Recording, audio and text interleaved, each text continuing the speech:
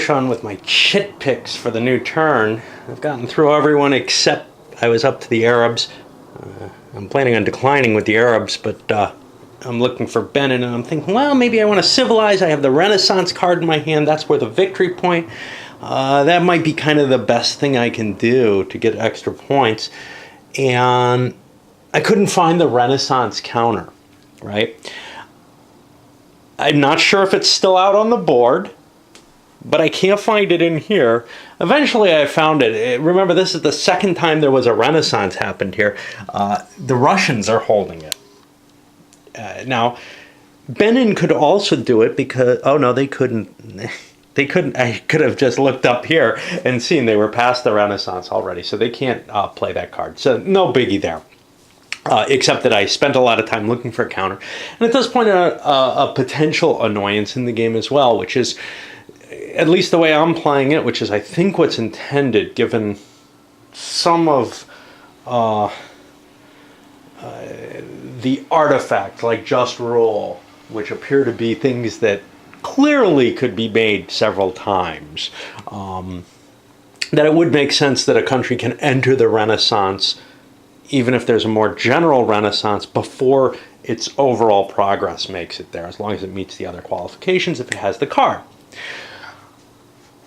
And, well, I knew it had been played, but I didn't know where it was on the board, or whether it was on the board, because these suckers on the back have, disorder markers, which is really a terrible idea.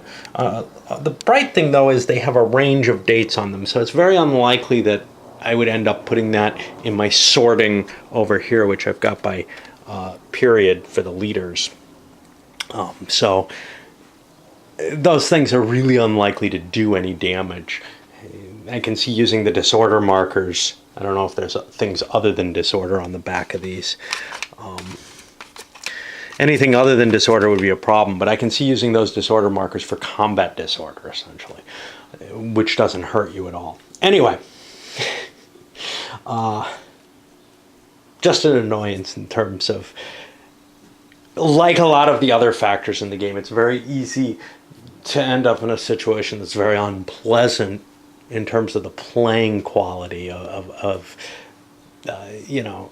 how the game's supported, etc. You lose track of where something is. You don't know whether or not you can play it. In this case, it shouldn't have been an issue. But I find myself coming back again to the history of the world comparison. The analogy is very good because this game is so obviously based on history of the world and what it leaves you wanting, right? And filling in those gaps. Now, it's got its own flaws, and I'm not gonna. They end up as very different games, but in fulfilling that niche. In history of the world, every turn is basically a huge wave of forces spreading across the board. Whereas in this, there are turns where there's significant change and turns where there isn't. And I kind of find this obviously more interesting, to follow watching a particular empire's decision of when it wants to slow down, when it needs to dispatch. And I think we've got a couple of empires disappearing. Obviously, the big one is going to be the Arabs. Nobody knows this, but, we're going to see this huge power vacuum occur. And then, what happens? Well, that's great for the Persians. But it's also good overall for the brown player because he's going to be able to shift to another location, to a more modern society. His Arabs are basically tapped out. And, look how far back there are. Now, the Native Americans are still cranking out some pretty decent points. They can't crank out amazing points, but they get 3 points here. They also get points from taking territories. And on top of that, they're Islamic, so they get points for taking non-Islamic territory. So actually they get 2 points for taking non-Islamic and nothing for taking Islamic because the penalty cancels out the advance. That's kind of a nice combination. They could actually attack the Brits, and the Brits can't do much against them if they so desire. I kind of wanted to dismiss the Portuguese. God knows how I'd be able to, though, because they're not going to get an action unless they pay for it. They're so annoying, but I can't dismiss them. Doing so gives up the black counter mix, and right now they're producing points for me. So, what the hell? Leave them out there, right? They aren't necessarily so apparent in this game about, some of the religious, well, not religious, but some of the governmental forms. For example, once universal suffrage comes out, capitalist, democratic, and socialist empires, and I've mentioned this before, get +1 per area they control. And then also capitalism, which has its direct, gives additional money for cities, essentially doubling the amount of money that you get out of your cities.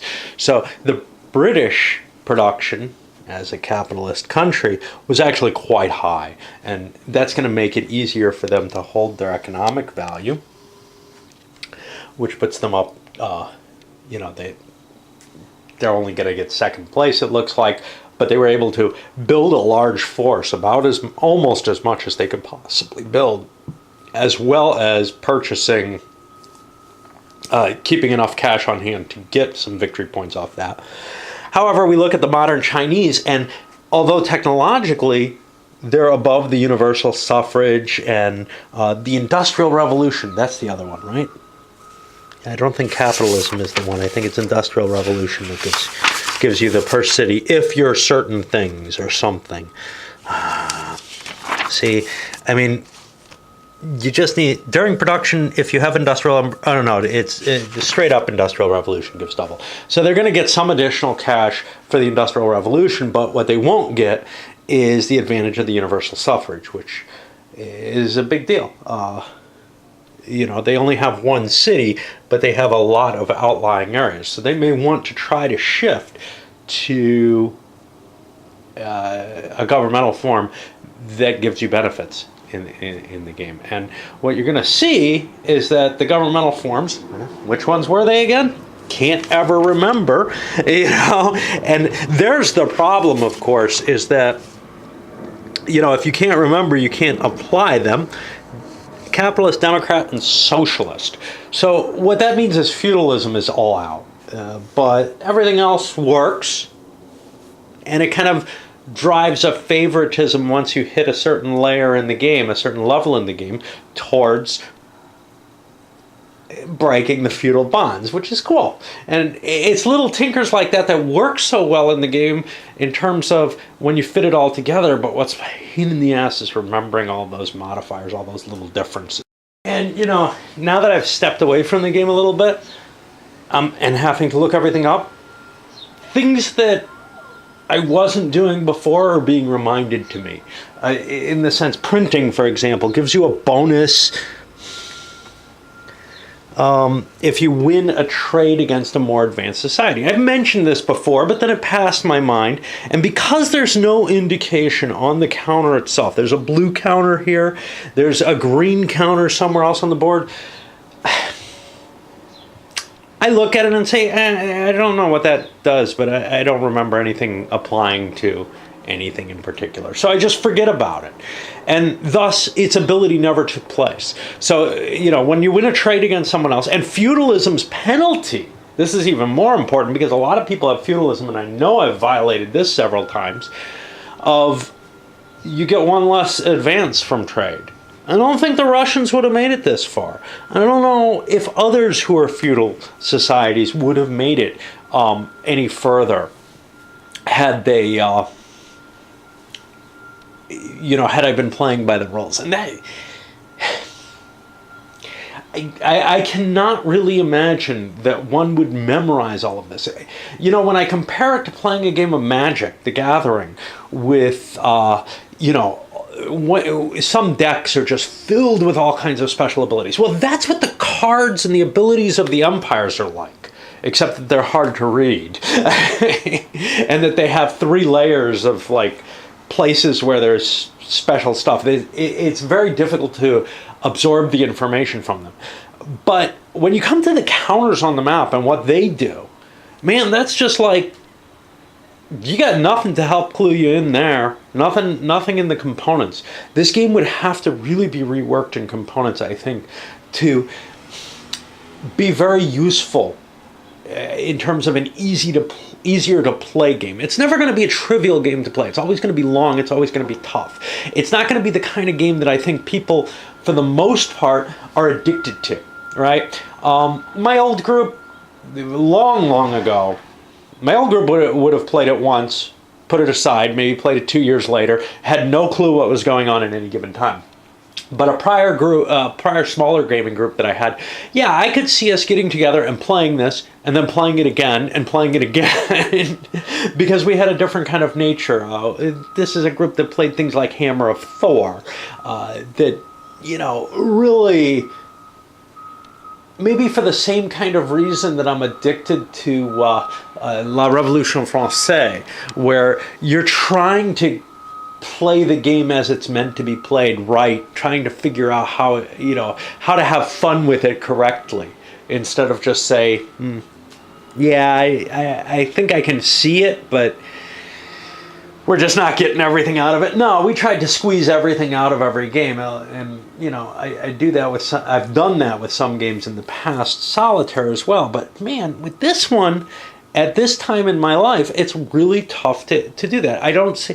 Basically, this is a game that I think you could get everything out of it by it becoming your addictive single game that you play all the time. But otherwise, you're going to have this kind of frustrating feeling that, and knowledge that you're not getting all the modifiers, all the effects in play into effect, and that just kind of sucks, in my opinion.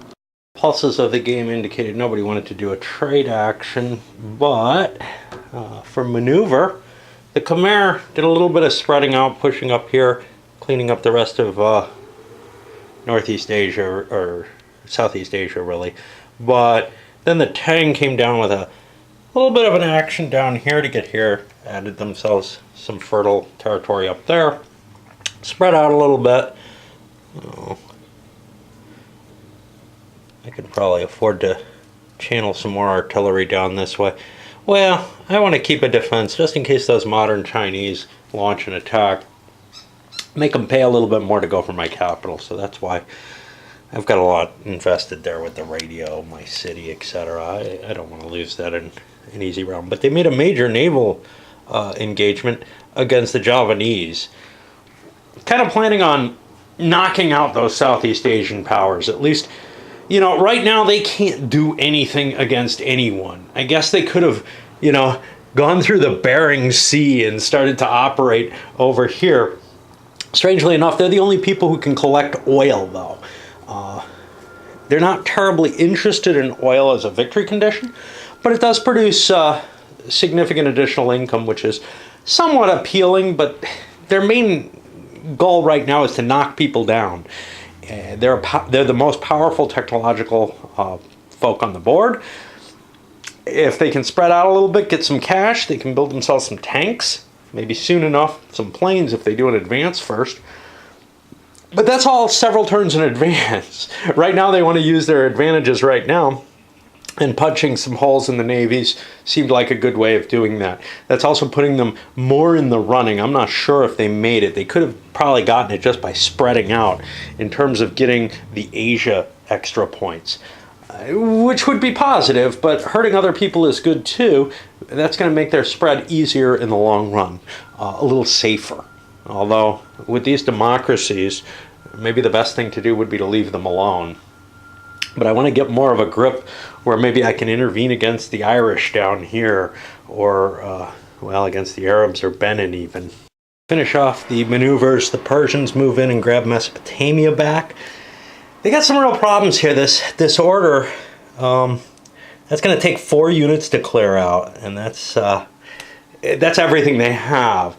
But to do a production, I don't know if they even have a capital for that, which means they'd only get half their money if that's the case. So here we're talking 3, 4, 5, 6, 7, 8, 9.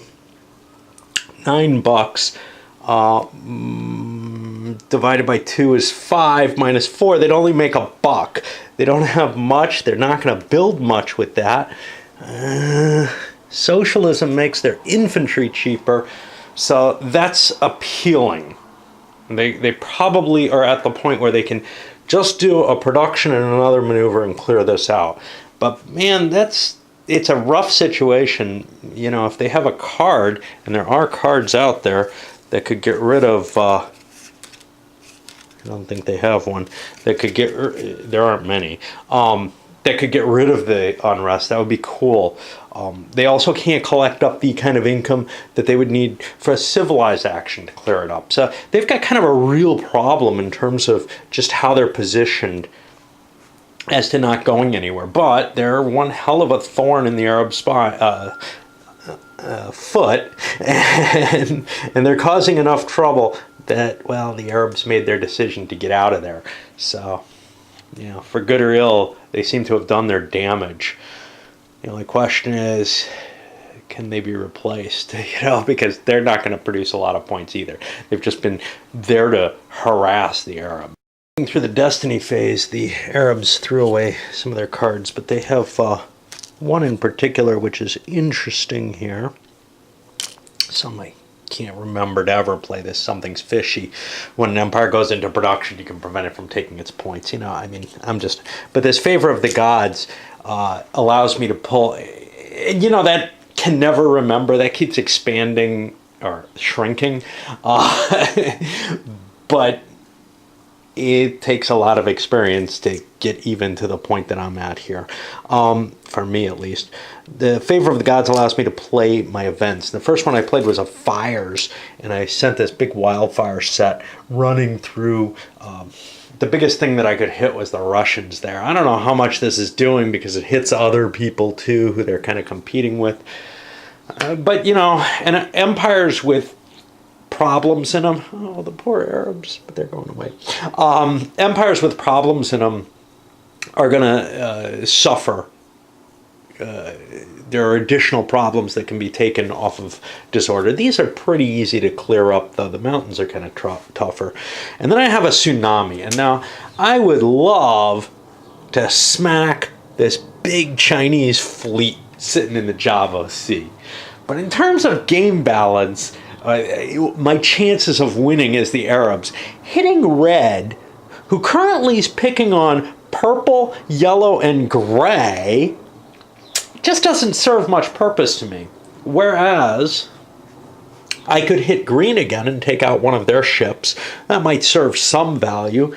Our next competitor is blue, who also has some ships, but not much there. So I think I'm just going to knock out a green boat instead. I'll leave this one in the way so the Germans have to shoot their way through it if they want to expand. They have some interest in the North Sea in particular. But it seems like a pretty minor, you know, effect compared to, wow, I could really slam 4 Chinese ships, the Tang ships there. It's just not worth it when, you know, you take the balance into consideration. It's the first shot to do a civilized action. They have a couple of things they can play. Capitalism, which comes with almost no cost, except I think the penalty if you lose a trade. Yeah, there's no base penalty, but if they lose a trade, you can end up losing double the amount of money that another capitalist empire can put on you. I also picked up the Forum, which was kicking around. The Forum's kind of cool. It doesn't do much for you. I don't think I've used it, and it allows you to kind of pass your event. It would be cool with this religious heresy. You could keep putting these +1 action markers in play and then do a whole swoop of actions. But usually you want to do something during your turn.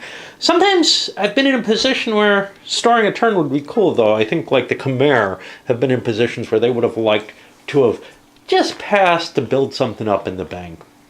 So it's not a useless power. It's just usually you want to expand or something because you can get more glory off of your expansion. But anyway, getting 2 off of the items. They got a new leader. They had to take marks. His historical date is now. That's a philosopher. They're kind of cool because they let you win ties. I think that's all they do. I don't want to look it up. You know, if I can remember one thing something does, I won't think to look up to see if there's another quite often. Well, let's look, make sure. Because Maybe I've been forgetting it all game.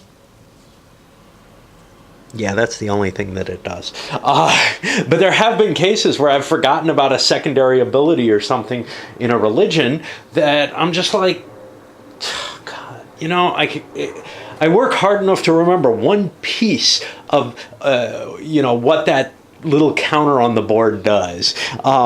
Anyway, beyond that, some urbanization, obviously. And they didn't want to take on a religion because they don't know the Arabs are gone yet. And the Arabs and the Russians are poised against them as Muslim states. Well, I don't want to attack Muslim states. Somebody gets an advantage for conquering states. I can't remember for the life of me who. Jeez. Who had that advantage? I was just talking about it not long ago. Somebody's got something that allows them to gain something from capturing territories, no matter what, against someone. And if they're, it cancels out the Islamist penalty. And now I don't remember what the hell it was. Oh well, I know I'm forgetting so much in the game. It just, I just have to deal with the fact that there's things that, I'm not going to be able to deal with. And I have to say, even when I half remember something, usually that's a sign to go look something up in the game.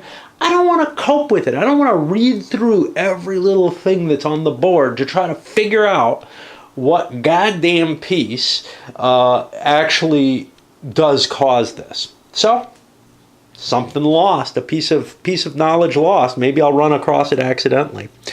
I don't have any idea. Socialism is the only one I can think of, because I think it's something fairly new, but damned if I know. No, I got no idea.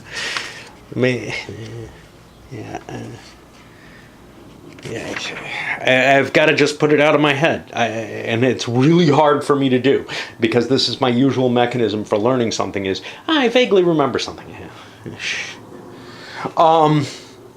Okay, so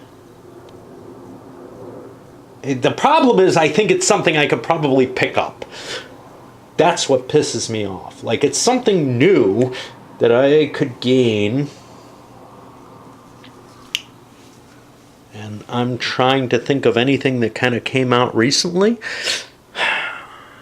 Yeah, I'm just drawing a blank on it. Socialism was the only thing I could think of that kind of was new for that.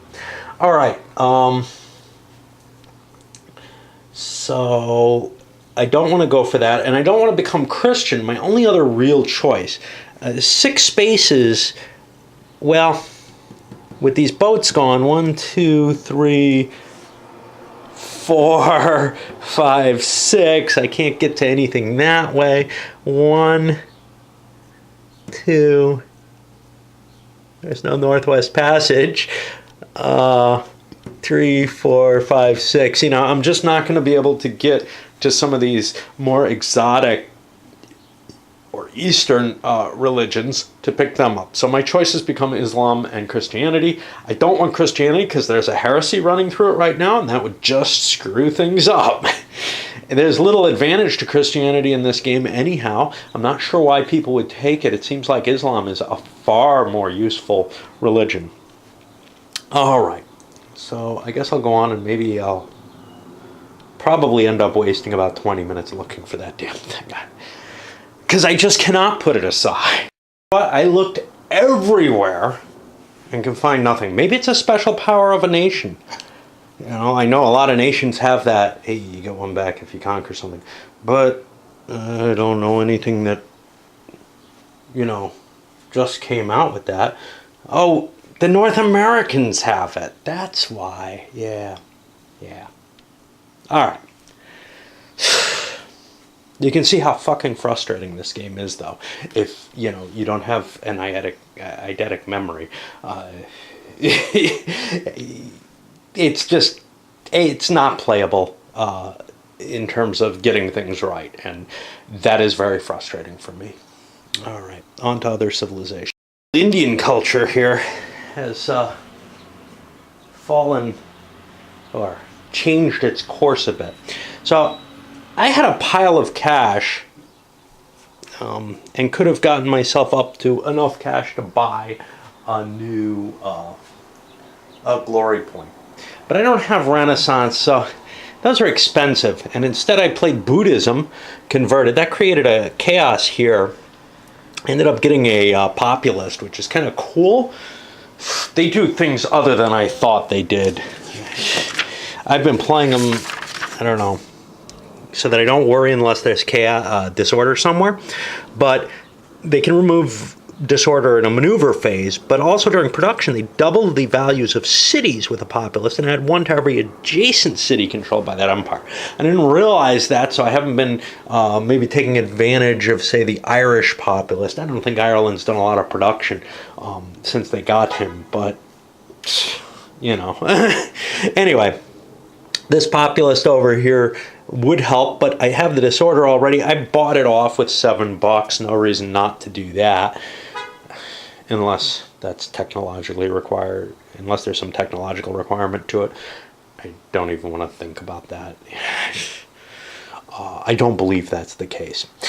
And Buddhism, what's kind of cool about Buddhism is, like Confucianism, it inflicts or afflicts someone who's taking your territories with additional disorder. So if the Russians continue plowing into me, they're just going to get more and more disorder throughout their territory. And it doesn't have to happen in the, unlike Confucianism, it doesn't happen in the territory they hit. It happens in the territory of the victim's choice, which is kind of cool.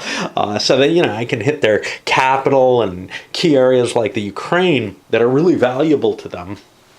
So it's actually a more devastating attack. Of course, it may not pay off compared to the glory. Now, I think Confucianism is the one that allows you to adopt Confucianism.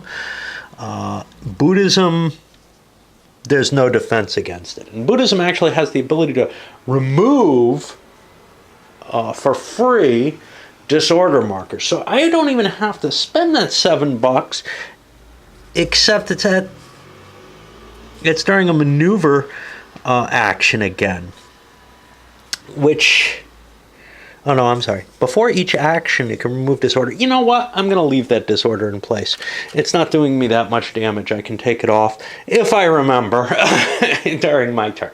But Buddhism is very dangerous, obviously, in terms of being able to be defensive. Now, I've still got my democracy, which probably I don't want. I could discard that at no cost, but what government form can I take? At no cost, because my only city was disordered. Ignore this one, I'm building that later in the stage. Now, capitalism, I'm not advanced enough for. Socialism, I'm not advanced enough for. That's my understanding. I have to look them up to make sure that they work that way. Ages 5 through 7. With Industrial Revolution. I'm assuming those apply not just to the card. I don't know. Because obviously, look, you know, I can pick, well, I don't know if I could pick up feudalism until era 3, for example. That's just, that kind of stuff you have to kind of fake. But ages 5 through 7 for socialism, so then my choices become feudalism, which, you know, in terms of capturing territory is less interesting, or is more valuable than democracy. But feudalism has its problems in terms of advancing. Not that I'm expecting to advance, but I think I'll just sit on democracy because I've got plenty of territory I can advance into, I guess. But I'm not expecting to get attacked anymore. I still have the majority in India, though, and I don't really care about Asia, for example. I don't really care about most things. As long as Hyderabad's my home. If it's not, I'm in trouble here. No, Pallava's my home. That's this space. Shit, I need to take that. All right. I guess we go to feudalism because it's our only option. Now up to Latin America, which also does a civilized action. They end up getting disorder in both places because they played socialism. They also picked up Islam. Now, that's a weird combination because socialism says you basically ignore all the effects of religion. Yeah, you ignore them. Other people do not. Now, why this is important is because the Native Americans are Islamic. So now they don't get a bonus, they get a penalty for attacking my Islamicists, and I don't get, I'm not going to get any benefit off my religion anyway unless I had a victory point status for it, which I do not, surprisingly to me. But it does provide me with a little benefit by taking Muslim religion there. I drew a po' boy again, whatever they are, and you probably want to put him here, right? And I bought off this. No, I'm buying off this disorder so that I get the extra cash from there if I do a build. But chances are I'll do a maneuver and get rid of this one. And what else? I don't know. There was something else here. Oh, that leaves me with over $20, so I'll be able to get a glory from that. So I got a glory from the socialism, and now I'll get another one from my cash on hand. Oh, boy. Let's start with the Irish turn is just a mess. I'm not even done with it yet. But the Portuguese used their wild card, drew a 1 point, and they decided to pay the point out of their progress in order to free up the Irish for a turn. Now, they might have said, screw you, man. Let you pay it. Instead, take your turn away. If you're not willing to pay it. But they weren't that clever. Instead, they paid it themselves because it doesn't really cost them anything, but they could have cost the Irish something, and I think that was a mistake on their part. Uh-oh, I'm out of juice here almost. Let's plug this in. Beyond that, they played the Pope, and the Pope is now over here in Spain. Now, the Pope's a complicated card. We haven't seen this yet. It can only be played on the Papal States if they're in play, but if they're not, it can be played on any Christian empire. Whenever Christian empires are voting on a proposal to end heresy, the Pope gets all the votes, and anybody who would lose progress can refuse to do so, but they discard their Christianity and get a disorder in each of their city areas, in which case the heresy remains. That may actually be an advantage because they can readopt Christianity then. When they're civilizing, hey, we're doing that right now. It doesn't tell you when you can do this, but you can call for a crusade. If Palestine is controlled by a non-Christian empire, they are. But the crusade artifact in Palestine, remove it immediately if Palestine is controlled by the Christians or if the Pope is discarded. A Christian empire without Renaissance performing an action other than maneuver loses 3 glory points. Ouch! If the crusade artifact is on the map, if it has 2 actions, it can use one of them to maneuver, and that's fine. As long as the Crusade artifacts in Palestine, all Christian units in that and every adjacent area add 1 to their front line and support values. Great! Except for one problem. That puts the artifact here, and it's pretty clear that, as far as my reading goes, that it is actually placed on the Empire. So the Crusade becomes a point source and would give a glory point to the Arabs. I don't want to do that. I could do it, but I don't see any reason to it. It might be a reason to kind of, if whoever controlled Palestine was not terribly, was not in the lead or anything, giving them a point might be okay to distract all the Christian empires. But it doesn't seem to me to be a terribly valuable thing to choose in this case, especially since, hey, whoever the Pope is going to be Christian. If it's the Papal States, they are Christian after the Pope's been played. If for some reason the Papal States aren't Christian, which can happen. However, I am playing the Jihad card. Now that gives a point. That works a little differently. because that's played on a particular empire, but it's not the empire where the counter goes or something like that. And so when we try to interpret this one, put the jihad artifact in any land area adjacent to the target empire that a non-Islamic empire controls. Remove the artifact if it's taken by Islamics. If an Islamic empire without Renaissance performs an action other than maneuver, it loses 3 glory points if the jihad's on the map. If the jihad's on the map, all Islamic units in every adjacent area add 1 to their front line and support value. Well, first thing is, my Russians are not above the Renaissance, but I'm giving it to them because that gave me a glory point. I think I've accounted for both of them, but I don't know. And I'm not sure I want to put it here. What's nice about this is this gives me a lot of defensive benefits by placing it here in these spaces, as well as offensive benefits to gaining it. However, I have to take maneuver actions as long as it's there, or else I pay a big penalty. What does that really hurt? It really hurts another Islamic empire or two. These two. Those guys are going to have to take maneuver events, and they don't get any of the benefits of jihad because they're not near it. But they still have to try to get to it, which could just involve attacking someone else. I've got an assassination attempt and a volcano to resolve. I'll be back. Volcano took out Morocco, which was a huge pile for Benin. Seemed like the most valuable place to take against someone who's doing quite well. Killing a leader after that, well, I went after one of Blue's leader, who was a pretty good. He had 2 abilities. I took out a leader along with Morocco there, so that was kind of cool. And otherwise, some upgrades of military units. I have these cannons, which I must have produced using a special card, the Advanced Mechanical Wonders or whatever. Because not all of my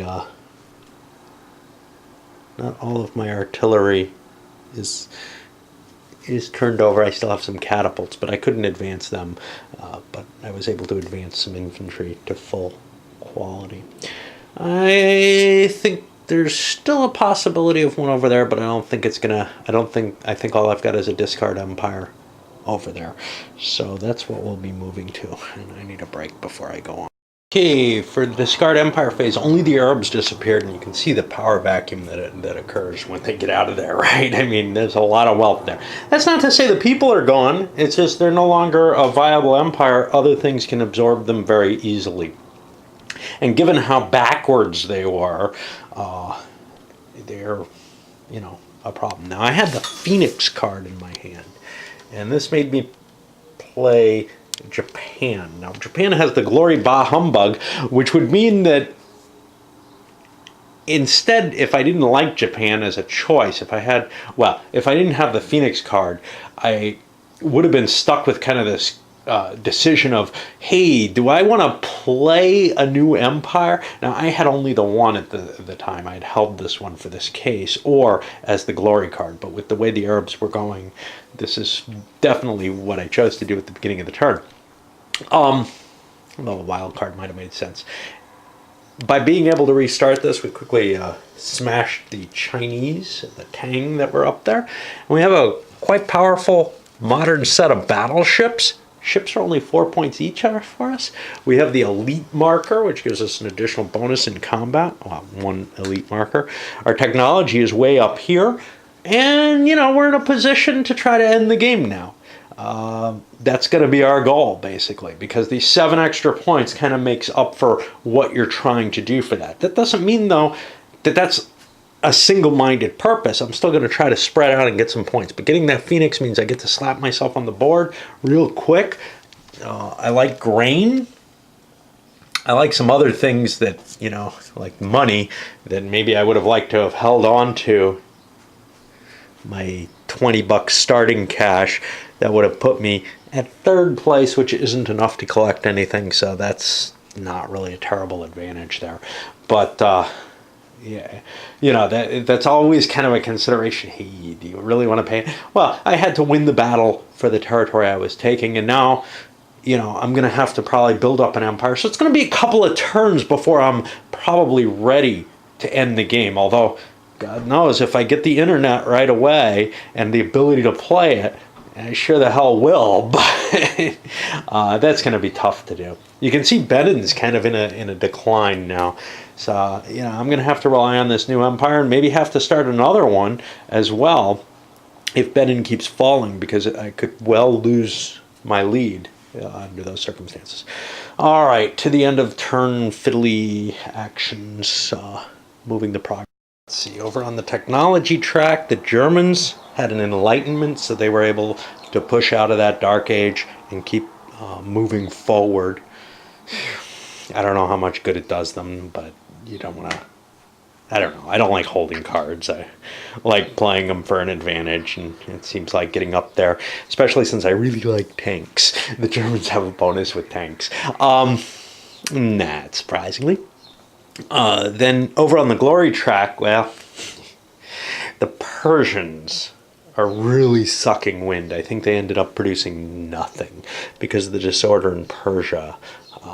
I've got to take care of that. That basically provided a -1, which is made up by this. Becoming an Islamic nation isn't going to help me because I'm too far behind the other Islamic nations. I'm not going to be the biggest anytime in the near future. The Asia, I get a lot of points if I can get up big in Asia, but again, they're beginning to look like something that I'm going to discard if I can. But the problem is the turn marker's here. I gotta wait till it's here to think about discarding them. So I gotta run them. Otherwise, I'm just throwing away the black counter mechs. Of course, somebody could try to squish them, but there's a lot of room for advancement. It's just, and they could come back and become a moneymaker. Elsewhere, you can see green caught up a lot of ground on the Arabs. So now it's kind of I'm sorry, not the Arabs anymore. They're the Japanese and the Beninites. But yeah, now it's much closer. The big difference, Japan's actually somewhat close to Era 7, so they could conceivably end the game in a couple of turns. Ireland is a lot further back. And maybe they want to dissolve Russia to start another empire. The problem is Russia is still producing some good points, although all this disorder really screwed with their point production. So they're not, I don't think they're getting a point from Asia anymore because there's so many big empires down here in the Australia counts as part of Asia. So it's tough until they get that under control. That'll be easy to get under control, at least in some of these areas. The mountains will be a little tougher, but a maneuver action can do them some good. And remember, they kind of want to do one if I can remember, because they got this jihad all over them, and that's a real issue for all the Islamic states. All right, well, next turn. Yellow is going to be our first player, yellow-orange. You can see blue actually made some decent ground up, I think, and gray did as well. Poor purple's just languishing back here. I think their Indians produced no points as well because they lost their home area. Last turn, I think there wasn't a point turn or something, or maybe I forgot to score it well, but they're basically not producing anything. They're the biggest country in India, and then they're penalized for not having their home. So they really have to take that back. So maybe they're on the maybe they're getting discarded too real soon. It's just once something gets kind of iffy, it's not worth trying to save. But the Persians are. Ooh, no, the Persians aren't a problem. I can get rid of them. It's the Portuguese I can't get rid of. Oh, sweet. I didn't see that pale blue. Yeah, so we may well see Persia disappear now too. Now that they've outlived their usefulness as something to attack the Arabs with. If I have a good card in there to start a new empire, I think it's time. Because it's going to take like 3 turns to recover and start producing some points. They just don't have... The only thing they have that's really cool is this wheat. And they're high enough tech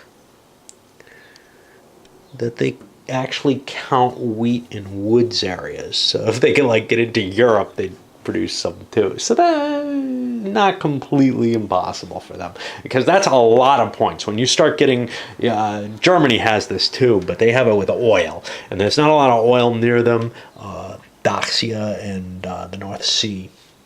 Otherwise, they're going to have to go hunting for oil wells. The process of picking the chits is very painful in a solo game. Just,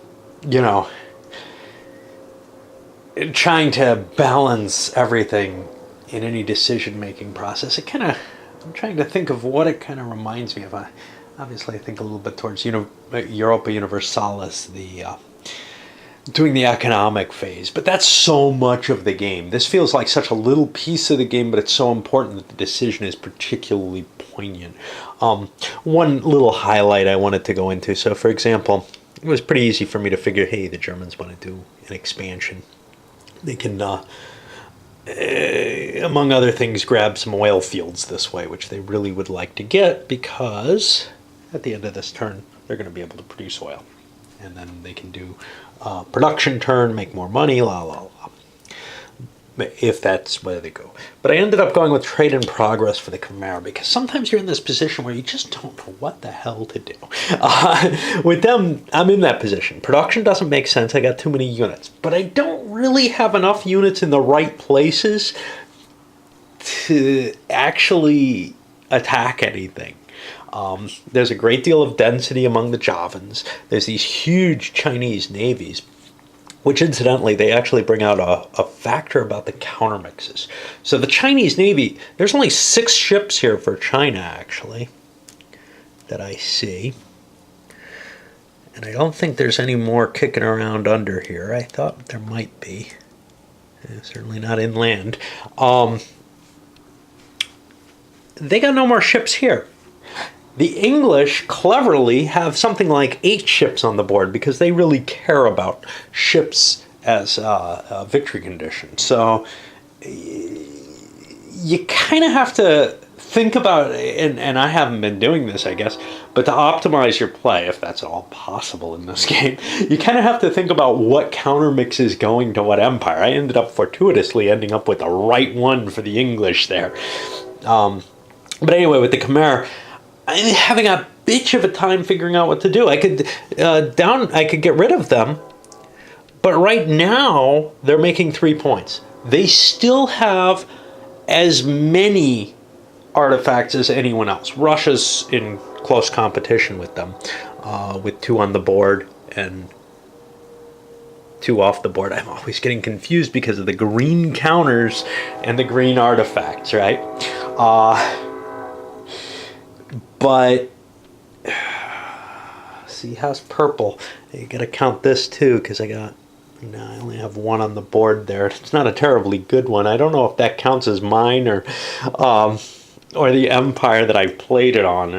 I think I'm counting it as mine, because anything else would be too obscene to try to remember. But yeah, the Irish also, though, have 2 on the board and 2 off the board, putting them also at 4. So, you know what? My Khmer are not, because the turn markers here, unless they have a philosopher, which they do not, they're not going to get any points for those. And now they're in trouble, because there's 2 turns. So maybe I want to get rid of them. I do have some other alternatives. I have the Italians here, whom I can probably make pretty decent points off of. And I have the Vietnamese, both of which I could play. So I think when I'm only getting 1 point for the Khmer, I'm not going to do that trade. I'm going to do a discard. Kind of going to wish, hey, maybe I can get the Phoenix. It's been reshuffled back into the deck, I think. Oh, not sure. No, it hasn't. Oh well, as it stands, I'm only going to get 1 point off of them, so I just don't see anything that they can do, not with Hinduism and democracy. And we're actually going to see some others. I think the Indians are finally leaving the map this turn too. It's just, they're not making the points. The Persians, obviously, hard call to get rid of. I'm not going for it. I didn't have the cards in my hand to make sense out of it. They make some points right now, and that may be better than what else.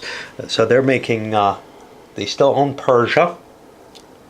If they can clear that up, they're not getting that point. They're getting a negative for that. So they're going to break even and produce no points. But the problem is that I have no empires that I can start. No cards that allow me to modify the start dates. And I don't get a free Destiny play. So I'd have to freeze up another empire to discard them. So I think I can bring them into a point where they're making me points. I've got the 3 empire advantage. It doesn't count for much if one of the empires isn't making any points, though. But if I can get it back online and I'm making decent points with the others, Blue should be able to get themselves into this, I guess. I don't know. Well, we'll see. I think I kind of screwed up in terms of, how I was missing things in the production cycle, just in terms of what can and can't be done. Well, mainly can be done, how much things create money, things like universal suffrage, the Industrial Revolution, mixed, I don't know. Yeah, mixed with things like capitalism and democracy. These actually can produce some pretty impressive results. For example, now this is because there's an administrator there, that huge stack is what Portugal built. But likewise, the Irish built all the units that they have available to them, and they still have $31 left. Benin, they were able to, do a production, but because they have yet to pass the universal suffrage and the Industrial Revolution, I owe some money with the Irish. I don't know what Industrial Revolution produced. God. That's double from the cities. It's a pretty big amount of money, actually. Most countries don't have a lot of cities, but the Irish are way up there. They have 2 big cities, so that's $8 that I overgave them because they're not quite at the Industrial Revolution yet. But they do have the universal suffrage and democracy, not feudalism. So it may have hurt countries like England when they did a build. Maybe they should have more cash on hand than they do. I'm not going to worry too much about it. The Tang, although, they probably could have been able to build some more units, maybe, but they lost some to the Japanese over here. So, I'm not going to worry too much about it, but it definitely seems to give, I've given myself kind of a cheap bonus in favor of the countries that actually were able to produce it after I looked up all the different items as opposed to maybe a few turns ago. I mean, who's up here? The Tang, certainly. The Germans, I think, did a production that maybe they should have gotten more money, but probably not much. They didn't have a lot of territory if and when they did a production. Some of these others are a little more modern. I don't know. The modern Chinese, they don't have any government forms, so I think they would have gotten the Industrial Revolution bonus. I may have given that to them, but that's only $1, and I doubt that I did. I probably forgot it for them. Java almost certainly got screwed. Persia did not. I think I did Persia right this time. I'm not positive.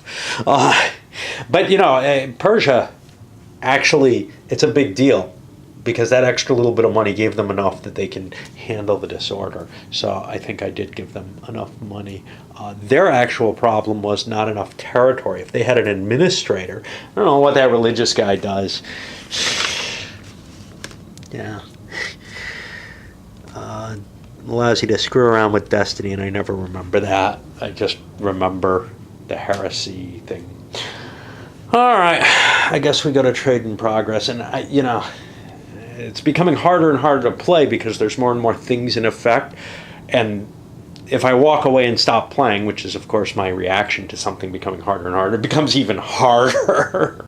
Damn it all, here I am with this overslept and bad auguries up to help remind me to actually use these cards. And I still can't do it. I wanted to use the overslept against tan or brown on an action. And certainly this production in Benin could have been valuable. I can't go back. It's too hard to rectify. But, and this is not just a solo thing. I'll tell you, if I was playing this opposed, I'd have a hell of a time remembering to play in with those cards in a big multiplayer game. It's one thing in a two-player duel in Magic, hard enough, but, you know, if I've devoted enough time to learning my deck and everything. But it's really hard when the cards are flying in and out of your hand to remember to play that special card. I know in Age of Renaissance, a game this actually reminds me of in the same sense of kind of having this, I'm sure I would have this huge AP problem in this. Analysis paralysis, assuming, I don't know. You know, Age of Renaissance didn't bother me so much until I always lost and realized, wait a minute, other people are doing something clever. So maybe this would be tough to be doing that something clever, but I might have to look at everything on the board again and again, just as I do solitaire, to try to understand what the hell the board state actually is. I think this would be a miserable game for me to play opposed, in the sense that I'd make everybody unhappy if that was the case. I have this strong suspicion if it would be. Age of Renaissance is definitely that way. On the other hand, an Age of Renaissance somewhat suffers from the, causes me to suffer solitaire in the same way. It's just, it's too hard to cope with solitaire as well. It just really aims at my weak spot. I can be impressed with these games. This one, it's got some serious problems in terms of presentation issues, but I don't know if I can even play them. Anyway, you know, the best I can do is try to hit that spot where I don't give a shit and I'm just playing and fiddling pieces out. But, you know, I'm not getting the real experience of the game in terms of I'm not going to see things unfold the way they should. So, for example, with the production, these huge productions that were happening for Ireland and Portugal, well, they weren't happening for other countries because I couldn't remember stuff. Also really stupid stuff of a nature that I can't even express, that has nothing to do with the presentation of the game. But for example, with the English, they made a trade against the Indians. They won it. They got a couple of gold off of it and a point of glory, which I hope I gave to the English. But because I just naturally think England is red, I did not choose to go after the pink guys, who would have been a higher, I could have gotten an additional level of technology off of them, 3 instead of the 2 that I got. You know, again, I'm not going to go back. In some senses, purple's a better choice. They have an additional penalty, and they had a kind of crappy hand for it, which I could have assumed, because it looks almost possible that they're going to sink one of their empires, most especially the Indians. Whereas the red player, if I had gone after pink, which I could have reached, but I didn't think I thought they were my own country, because England's always red, right? Yeah, not here. And I mean, I should know that, but nah, that wouldn't probably happen to me in an opposed game. But wow, you know, I probably would have gone for them had I been thinking about it. Additional kind of strange, sometimes gamey things bother me, but this isn't going to bother me. I'll explain perhaps why. But the Tang are going to do a trade. Now, they're thinking, well, there was a high card passed over to the purples. There was a 6-point card that I saw go to them. I'm probably safe playing this 7-point expanded glory, but, you know, I'd like to play that myself, so maybe I'll look at something else. But I'm having trouble finding something really good, and I'd like to get my Tang boosted. Unfortunately, 2 spaces isn't as good as I want. I want to do 3, but I also get glory off the capitalism if I win, and I get money. So I may want to play this, but then I start thinking, well, if I traded with green, who I don't know has a high-valued card, then I'm giving green the United States. And green may well be collapsing Russia very soon. Russia looks like it's in pretty questionable position. I'm not sure if they are or not, but if they are, I don't really want to give them the ability to start a valuable, powerful state in the U.S., where the English would be a possible problem, but they look like they have a lot of advantages and a good point scoring capability. And giving that to purple doesn't strike me as terribly bad. I don't think I want to trade with the modern Chinese. They have, I believe, a pretty good trade value, but the Satavana do not have a good trade value. And, you know, if I want to make sure I win the trade, which I think I do, how big a deal is it? I feel like my Latin Americans are doing pretty well. Now, I would rather not see the U.S. start at all, but holding on to a card seems kind of iffy too. However, this Expanded Glory is kind of nice, so then I look at Tang, and I only have a +0, so I'm going to have trouble cutting a deal, you know, getting a trade that I like with another country. It might make sense if I can reach over to the U.S., to the Native Americans. They might be a decent trade partner. Where giving them the U.S. kind of doesn't really do them much good. I don't know. The thing I got to remember, as capitalists, I got to play 2 cards. I went after Java, actually, which I saw as kind of the less painful. And I had a 4 card and a 7 card I was able to play. So I get to choose which one I wanted to do. I had to play the 7 eventually to get the win. That gave the United States over to them. Again, not necessarily a huge advantage, though, with all the Brits there. Unless I can get those Brits out of there, I'm not sure how much the U.S. showing up there is really to their advantage. Hard to tell. And, geez, there was something else I was thinking of here. Oh, yeah. So I ended up with the black counters, and I think I've got them all on the board now. No, this one was one of the ones that had to be repaired. I switched them back. So this had a rifleman on the wrong side of it. I think these were 2 counters that had fallen apart and that I glued back together.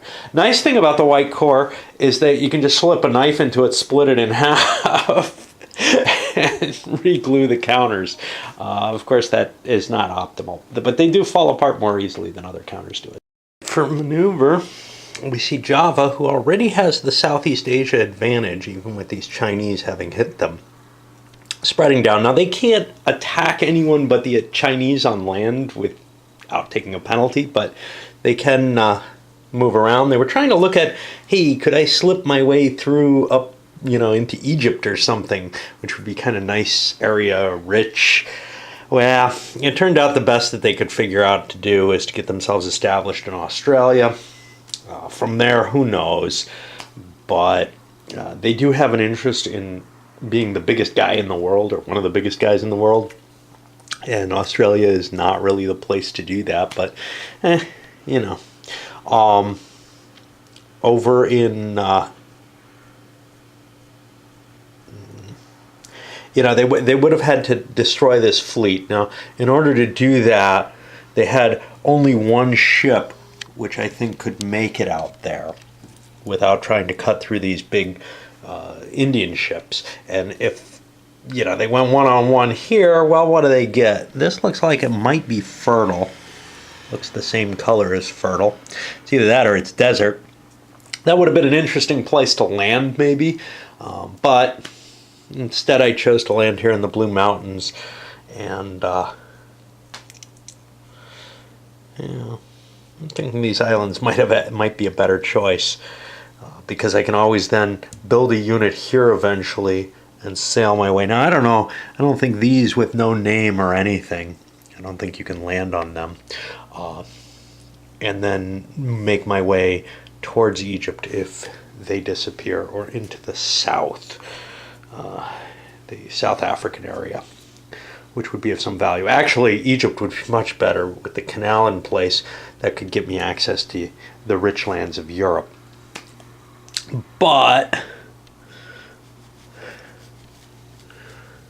I'm not really convinced that there's any great value. New Zealand doesn't look like it connects to anything on this side of the map. Looks like it's cut off. Over here, South Pacific and Polynesia connect to the Galapagos. It's just the projection's a little weird. That's the North Pole up there because society is, most of the important territories are in the Northern Hemisphere. So if you look, the equator's running, through here, and then down here, and then kind of bends around. So this is a very odd projection to choose. Screwed up in a way that I didn't mean to, but I've drawn combat cards. The Native Americans marched in here into New England, where the English were, and destroyed their army there. Not bad by my first initial thought, which was, hey, I'm Islamic, but I get a bonus for taking out a more advanced society's territory, so I break even. Yeah, I'm also democratic, so I lose. Over here, I break even against the Irish, and here I was thinking that I was going to gain points by conquering the non-Islamic country that was still left here, and the truth is I lost a point for attacking the Brits. Oh well. Russians fulfill their jihad, capturing Hyderabad, and down here, the home area, I think, no, this is the home area, it's not Pandya, is it? I hope not. No, it's Palava, which must be this. The rest of the Indian subcontinent, really, and Russia's going to be getting the points for India at this point. I'm glad, from Purple's point of view, that I chose to take decline on the Indians, because they're really becoming nothing at this point. Also, you see the Russians have moved into Asia Minor with a boat, and they cleared up some of their disorder. They still have some. These are expensive to take. It takes 4 units to clear it out in each of them. Certainly could have done it. I had to do a maneuver because of the jihad, or else I take a penalty. I had to make sure. I thought I screwed up here over on Benin, where I did a production, but I'm lucky. Benin is past the Renaissance, so they don't have to worry about jihads. They can, cope with not being military. We finished things off. Japan had a maneuver chart, but I remembered to play my overslept, so they're stuck up here. Now, that doesn't particularly help the English, but given that they forgot to play it against the Russians, whom it really would have actually caused some problems to, it would have been an issue for them. It's an issue for the Japanese too, but I guess neither one really mattered too much. So hitting Tan, who, they were ahead at the beginning of this turn, but the Russians managed to gain points from their Islamic conquests. And then the Germans, and oh boy, do they spread out. Now, they could have gone to hurt things, but instead they went for their oil territories, and then for cities and valuable areas. And they've just they hit both Russians and the Irish. Now, had they gone for Gaul, it would have taken a heavy force to go in there. There were a couple of units here, but this just looks like 4. It would have been more expensive attack, but here's the advantage to that. That would start causing unrest in Irish cities. Ireland looks like they're on the way out, to tell you the truth at this point. Although they do have this nice South African colony, and they can probably hold Ireland itself for a while. And they've got kind of nice values here. But they've lost control of Britain. The English have that now. And I don't know. I think they're still the most Christian nation. I know somebody else. Oh, the U.S. wants to be a Christian nation too. Not surprisingly, but it's kind of odd because the English don't really care, which is why they're Islamic.